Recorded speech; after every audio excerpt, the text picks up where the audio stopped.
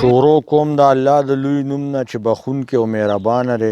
نن موږ بیا د ذوق کاروان د پاڼې نه تاسو ته مخامخ یو او دا پروګرام به په یوټیوب او په فیسبوک اورئ او ګورئ. نن په هغه سندرغاړي پروګرام کوو چې د هغه نوم دی استاد انځرګل. تاسو ریکارډ واورئ، نورې خبرې به بیا کوو.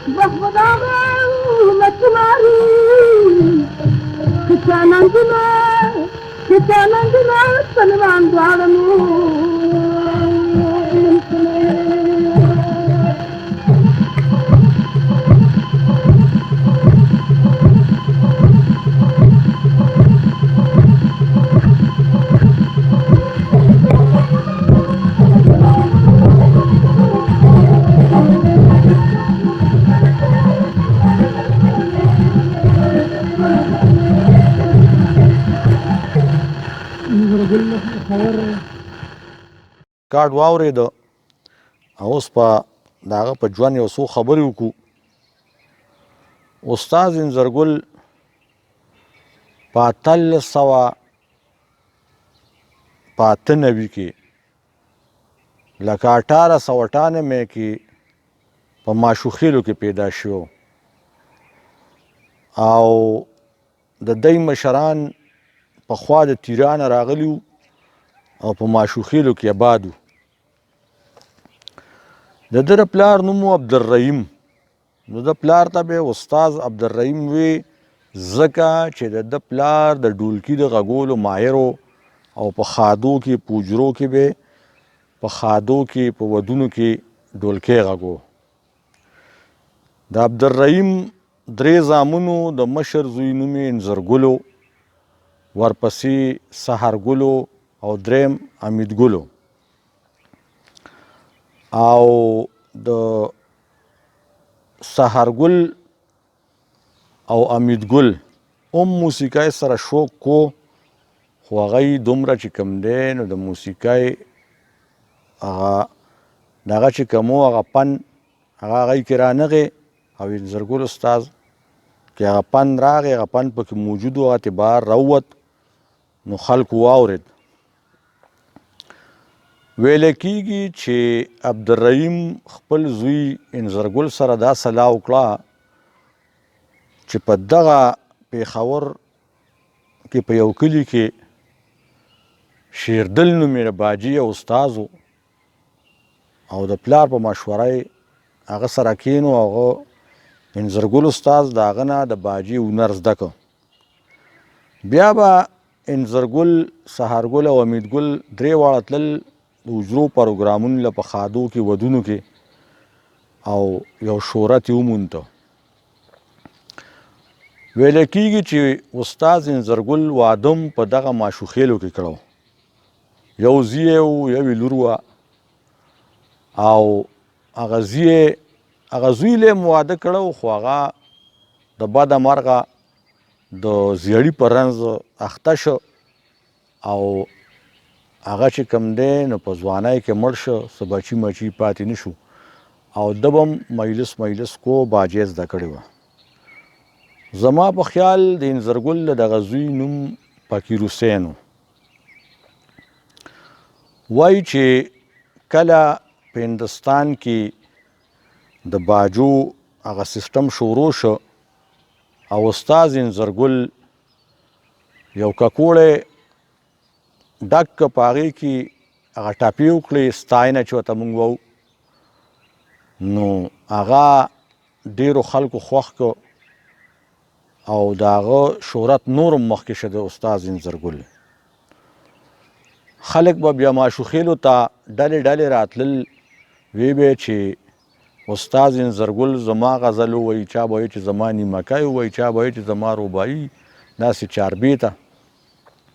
خو په دغه زمانه کې مشهور شاعران چې کوم مسکینه او خدای دې په نیکي مل شه فرید جان او احمدین طالب هم د دی نه سینیر و مخکې و، هغه هم دغه زمانه کې د صحبت استاذ و، هغه هم موجود و.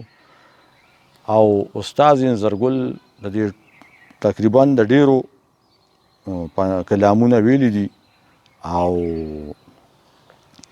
خو دغه سره چې ډیر شهرت یې حاصل کړ نو د یو ملګري په خوښه یې د ماشوخېلو نه راغی او لنډی ارباب ته چې پېښور ته نږدې و، چې څوک ورپسې راتلل نو پېښور ته نږدې و، هلته به یې چې کوم دی نو ملاقات کو.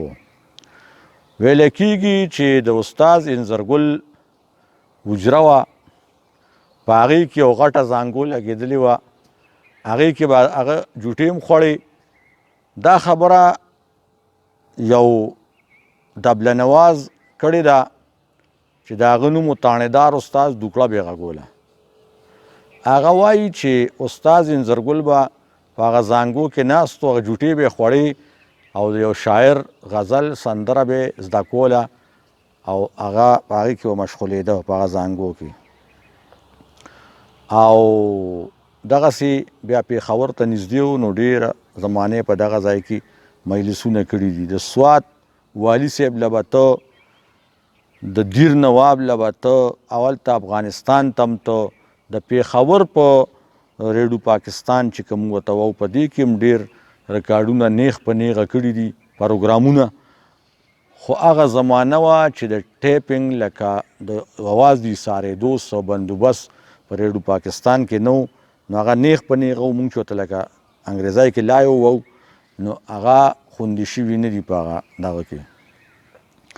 ما په نن نه 20 کاله مخکې چې کله لایق زاده لایق دا تیرې روازونه پروګرام شروع کړ، زه هم څو ورځې تللی دغه ریډیو پاکستان ته په دغه 20 کاله مخکې چې اسلم به کمپیرنګ کو، ما نه خپله م انټرویو اخیستې ده په دغه ساز، په دې په ښه او په بد او په مخکیني او په وروستنو سازونو کې فرق یا په هغه څیزونو کې ویلو کې فرق، نو هغه ما په دې ریډیو پاکستان کې په تیرې روازونو کې زما انټرویو شته.